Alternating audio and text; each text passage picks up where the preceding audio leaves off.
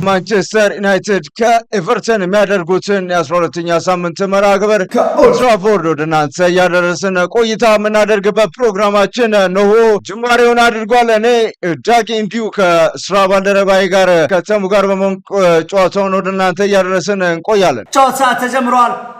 ጆርዳን ፒክፎርድ፣ ቶማስ ሲለ በዛሬ መርሃ ግብር በኦልድ ትራፎርድ ስቴዲየም እየተመለከትን ይገኛል። አማድ ዲያሎ ጥሩ ኳስ፣ ብራያን ምቤሞ፣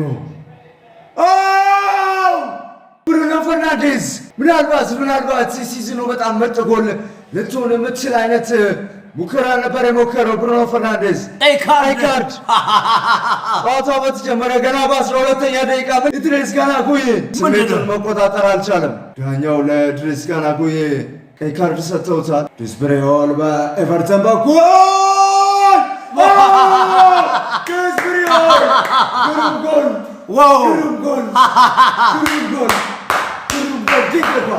አለቀ፣ ተፈጸመ።